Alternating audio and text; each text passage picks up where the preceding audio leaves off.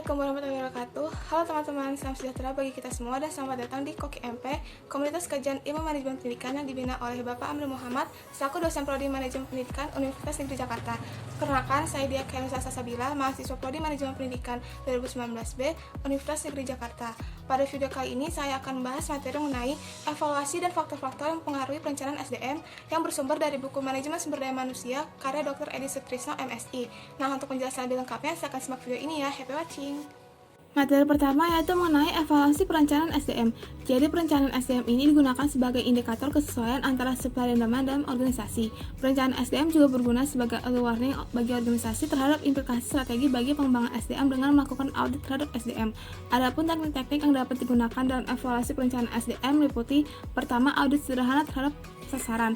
Dalam hal ini menyangkut apakah sasaran memenuhi tujuan, apakah sasaran dapat mengisi kekosongan yang ada, apakah sasaran dapat mengurangi biaya, dan sebagainya. Yang kedua, evaluasi sebagai bagian dari tinjauan prosedur organisasi sesuai standar penggunaan yang meliputi prosedur total kualitas, prosedur investasi manusia, serta pendekatan analitis bagi utilisasi SDM dan pengawasan hasil. Yang ketiga, evaluasi sebagai bagian dari audit komunikasi general atau survei sikap manusia. Yang keempat, adanya hal-hal sebagai bagian audit yang lebih luas atau tinjauan dari fungsi SDM. Hal-hal tersebut meliputi nilai tambah yang diperoleh organisasi, pemenuhan target departemen SDM, pengawasan pencapaian equal opportunity target dalam hal gender atau ras, serta bagian dari bentuk internal atau external benchmarking, komparasi dari perencanaan SDM yang digunakan dan outcomes dalam bagian lain di organisasi yang sama. Dan yang kelima itu melakukan review atas penilaian individu. Materi selanjutnya mengenai faktor-faktor yang mempengaruhi perencanaan SDM. Yang pertama itu faktor internal, yaitu berbagai kendala yang terdapat di dalam organisasi itu sendiri. Faktor internal ini terdiri dari pertama rencana strategis. Jadi setiap perubahan rencana strategis dan rencana operasional akan berdampak pada perencanaan SDM.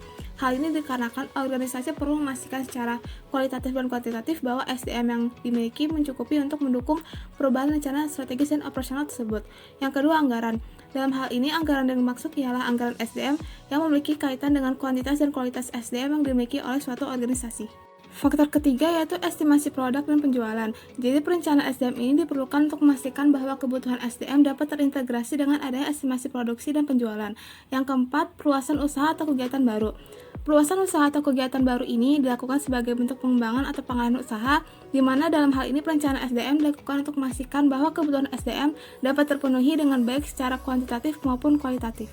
Faktor internal yang terakhir yaitu rancangan organisasi dan tugas pekerjaan, di mana faktor ini memiliki pengaruh terhadap kuantitas dan kualitas dari sumber daya manusia yang diperlukan oleh suatu organisasi. Nah, faktor internal tersebut kemudian dapat dipikirkan berdasarkan sistemnya seperti yang pertama, sistem informasi manajemen dan organisasi, yaitu sebuah perpaduan sistem antara manusia dengan aplikasi teknologi informasi untuk operasi, manajemen, dan perencanaan melalui proses pengumpulan, penyimpanan, dan analisis data yang berguna dalam pengambilan keputusan di suatu organisasi. Yang kedua, sistem manajemen keuangan, yaitu sistem berbasis komputer yang dirancang untuk mengubah data keuangan menjadi informasi dalam rangka mempermudah proses transaksi yang terkait dengan keuangan di suatu organisasi.